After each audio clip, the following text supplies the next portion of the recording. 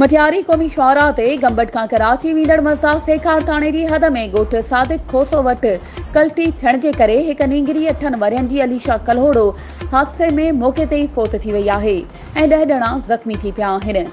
Photo नींगरी ऐं ज़ख़्मियुनि खे तालके अस्पताल मटियारी मुंतक़िल कयो वियो। सेखार थाणे जी हद में ॻोठ सादिक खोसो वटि गंबट खां कराची वेंदड़ मज़दा क़ौमी शाहराह ते कल्टी थी, जंहिंमें हिक नींगरी अलीशा कल्होड़ो मौके ते फोत थी वई ऐं 10 ॼणा मुसाफ़िर सख़्त ज़ख़्मी थी पिया। ज़ख़्मियुनि में मर्द ऐं औरतूं शामिल आहिनि। ज़ख़्मियुनि में मिसमात हिदायत, मिसमात मुमताज़, मिसमात सीमा, कुलसूम, सरवर कल्होड़ो, शौकत, रज़ा मोहम्मद, फज़ल मोहम्मद, शाहिद, अली नवाज़ जेके सख़्त ज़ख़्मी थी पिया आहिनि। ज़ख़्मियुनि खे तिबी इमदाद लाइ तालके अस्पताल मटियारी पहुचायो वियो आहे।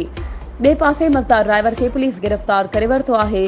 पुलिस जो चवणु आहे त मज़दा ड्राइवर खे निंड अची वई, उन करे हादसो पेश आयो आहे।